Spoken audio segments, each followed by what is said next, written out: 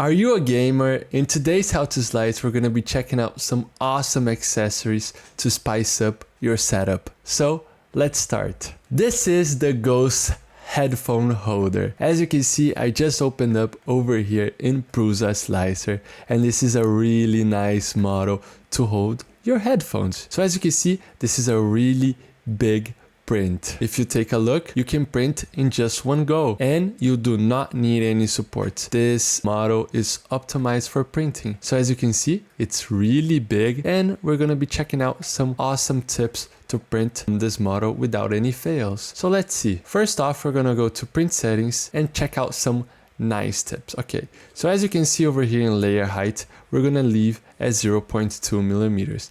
As this is a really big model, we do not need to reduce nor increase this value, because as you can see, in 0.2 millimeters you'll get a really good quality and it's not going to take that much time. So 0.2 millimeter is enough. If you want to print a little bit quicker, I would increase to 0.22 millimeters so you can optimize your print speed. Over here in vertical shells, I would recommend to leave it at 3. This is a model that's gonna hold your headphones, so it needs to be sturdy, it needs to be rigid. So leave it at 3 or more if you don't want to break on you. So four perimeter shells is enough, and it will turn out a really good quality. So let's go to infill. Over here in infill, we can be changing this value to 15%. As you can see, it's a model that needs to be robust to hold your headphones. So 15% is enough. It's a really kind of thin shell. The Ghost has a really thin shell, so 15% is enough to get a good robust piece. Okay, so you can leave it at 15% in gyroid. Gyroid is a really nice infill pattern. So after infill, as we can see over here, there is this ironing settings. Ironing is it's a really nice feature that I recommend turning on for this print. So as you can see over here in the top head of the Ghost, it's really oval. As you can see, it's really rounded.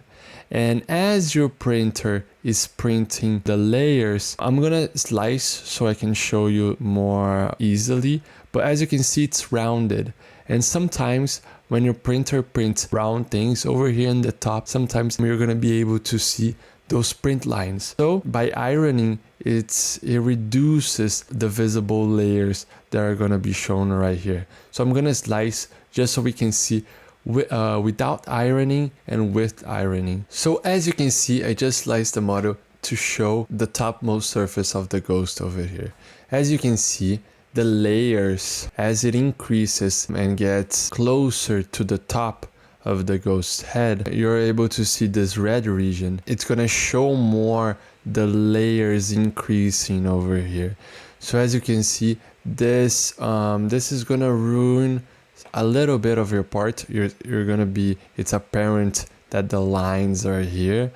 So by ironing, you're reducing the gaps over here and trying to do a soft incremental of the layers. So it's not gonna be this visible, the layers going up over here, because this will be apparent in your print. So let's turn on ironing on the topmost surface of this model so you can see that it reduces a little bit of the printing layers over here. So as you can see, going to enable ironing over here, all topmost surface, you can just select topmost surface only, okay? Because there's another regions that will if you select all top surface, in the back of the Ghost, it might do ironing. Ironing increases a lot the print time. So just selecting topmost surface will just do the ironing on the top of his head. So you're gonna save up a lot of time in print time, which is important, right? So I'm gonna be slicing again just so we can see the ironing enabled. As you can see, I just sliced it reduced a little bit of the layer change over here. We're gonna be going to skirt and brim. This model does not need any brim because it's got a good bed adhesion to the table. So as you can see, you do not have to turn on brim width over here. As let's go to support material, we do not need to generate support material. This model is optimized for printing, so you can untoggle this. In speed, you can leave the default print speed for your printer because this model you do not need to reduce the speed because it's a model that it's really big, so you have to print fast, and it does not have tiny parts, so you don't have to reduce the speed for overhangs and etc. So your standard printer speed is fine.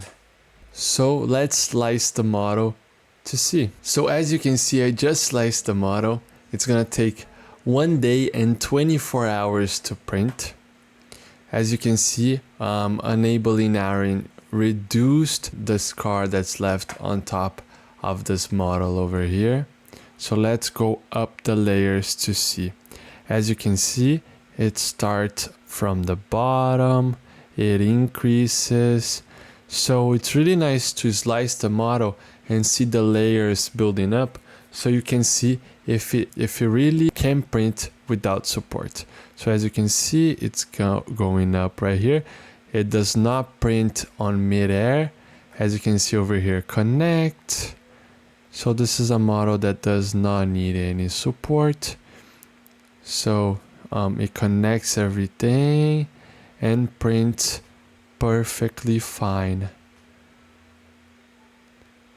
And this is a really nice model for your setup. It's gonna look really clean. So the model is ready to print. Make sure you check all the models from this drop, and we got a bunch of other models in stlflix.com. So I hope you like these tips, and see you later. I hope you guys enjoy it. Those slicing videos are an initiative from STL Academy, which is the educational project from STLflix. So if you guys want to learn more about 3D printing, you could check our description and look at STL Academy courses. And don't forget, see you guys at the next slicing.